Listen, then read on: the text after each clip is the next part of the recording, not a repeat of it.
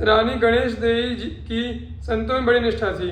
इनके यहाँ बहुत से संत आते और ये उनकी अनेक प्रकार से सेवा करते।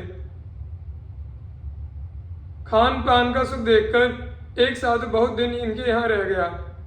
एक दिन महल में नितांत अकेली देखकर उसने रानी गणेश देवी जी से पूछा कि बताओ, धन मोहरों जवाहरातों की थैलियाँ कहाँ हैं। इन्होंने कहा कि यदि मेरे पास धन की थैलियाँ हो तो बताओ, जब है ही नहीं तो क्या बताऊं। तब उस साधु वेशधारी ने श्री गणेश देवी रानी की जांघ में छुरी मार दी। खून की धारा बह चली। रक्त का प्रवाह देखकर वह तुरंत भाग गया। रानी को सोच हुआ कि कहीं राजा इस घटना को जान जाएंगे तो साधु सेवा बंद कर देंगे। अतः घाव पर कसकर पट्टी बांध ली और पौड़े रही। उन्होंने किसी से भी यह बात नहीं कही। जब राजा मधुकर शाह जी इनके पास आए तो इन्होंने कहा कि मेरे पास मत आइए, इस समय मुझे मासिक धर्म हुआ है। 3 दिन बीतने पर भी रानी को शैया पर ही पड़ी देखकर राजा समीप जाकर बोले, हे प्रवीणे, तुम मुझसे व्यथा का सब रहस्य खोलकर कहो। तब भी रानी ने 2-4 बार इस प्रसंग को टरकाया, परंतु इससे राजा का विचार और भी दृढ़ हो गया कि अवश्य इन्हें कोई नई व्यथा है। अतः बारंबार बताने का आग्रह किया। तब रानी ने कहा कि मैं बता तो दूं, परंतु आप जानकर मन में संतों के प्रति संदेह नहीं करना। इसके बाद रानी ने जब सब बात बता दी, तब रानी की अपार संतनिष्ठा देखकर राजा बहुत प्रभावित हुए और उन्होंने पति पत्नी भाव की लज्जा और संकोच को छोड़कर भक्ति का प्रभाव विचार कर अपनी रानी गणेश देवी की परिक्रमा की और पृथ्वी पर पड़कर साष्टांग दंडवत प्रणाम किया। श्री प्रियादास जी ने रानी गणेश देवी की इस संत निष्ठा का अपने कवित्व में इस प्रकार वर्णन किया है। मधुकर शाह भूप भयो देश ओढ़छे को रानी सो गणेश देई काम बाको कियो है। आवे बहु संत सेवा करत अनंत भांति रहो एक साधु खान पान सुख लियो है। निपट अकेली देखी बोलियो धन थैली कहाँ होए तो बताऊं सब तुम जानो हियो है। मारी जांग छुरी लकी लोहू बेगी भागी गयो भयो सोच जाने जिनी राजा बंद दियो है। बांधी नीकी भांति पौड़ी रही कही काहू सोना आयो ढिग राजा मति आवो तिया धर्म है। बीते दिन 3 जानी बेदन नबीन कछु कहिए प्रवीण मोसो खोली सब मर्म है। टारी बार दोए चारि नृप के विचार पर्यो कर्यो समाधान जिन आनो जिय भर्म है। फिर्यो आस पास घूमी पर तन रास करी भक्ति को प्रभाव छाड़ी तिया पति शर्म है।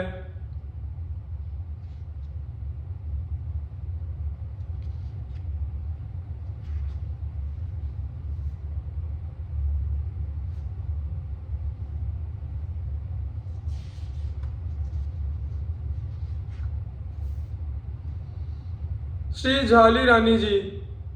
झाली रानी चित्तौड़गढ़ की रानी और श्री रैदास जी की शिष्या थी। संतों में इनकी बड़ी निष्ठा थी। एक बार इनके यहाँ संतों की एक जमात आई। जमात में इनके एक गुरु भाई भी आए हुए थे। इनके मन में दर्शनों की बड़ी अभिलाषा थी, परंतु राणा साहब ने दर्शनार्थ जाने की अनुमति तो नहीं ही दी, उल्टे द्वार द्वार पर पहरा लगा दिया कि रानी महल से बाहर निकलने न पाए और कोई साधु महल के भीतर न आने पाए। यदि कोई आया गया तो पहरेदारों को शूली पर चढ़ा दिया जाएगा। इस सख्त हुक्म से सभी पहरेदार अत्यंत चौकन्ने होकर पहरा दे रहे थे। इधर रानी के मन में दर्शन की चटपटी लगी, अतः यह संतों के श्री चरण कमलों का स्मरण करती हुई संतों के दर्शन के लिए प्रेमावेश में अकेली महल से निकल पड़ी। भगवत इच्छा एवं संतों की कृपा से कोई भी पहरेदार रानी को जाते हुए देख नहीं सका। रानी ने बड़े सुख से संतों का दर्शन किया और खूब भोग भंडारा भेंट पूजा से संतों का सम्मान किया। उधर राजा को पता चला कि रानी तो महल से निकलकर संतों की जमात में चली गई, तो उन्हें पहरेदारों पर बहुत क्रोध आया।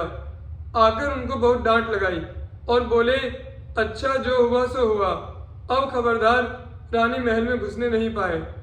यदि अब की असावधानी हुई तो किसी के भी प्राण नहीं बचेंगे।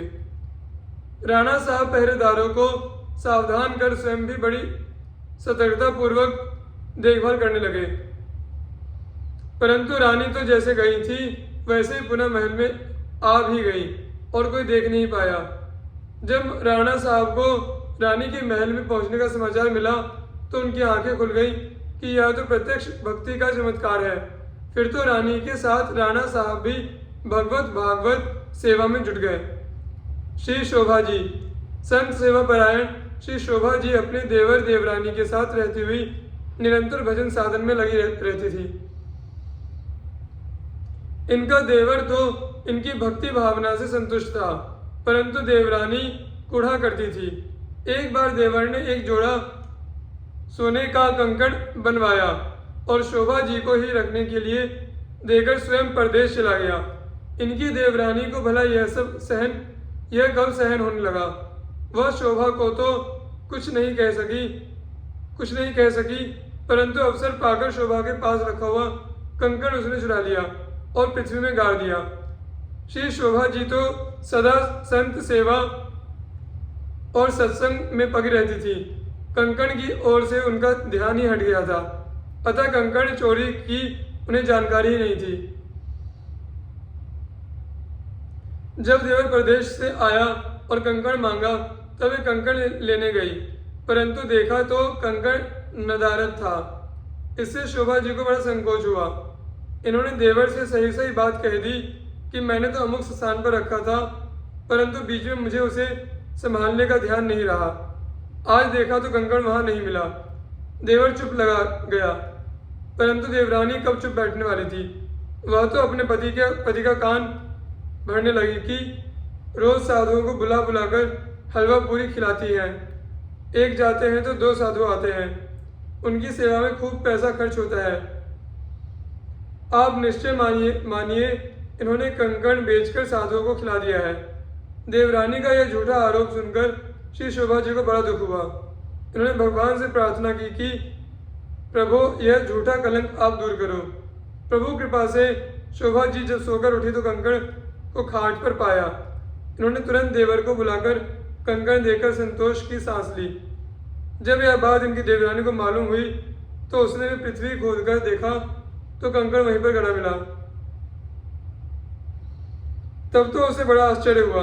उसने उस कंकड़ को भी लाकर अपने पति को दे दिया और अपने कपट की बात सुनाते हुए श्री शोभा जी से क्षमा प्रार्थना की।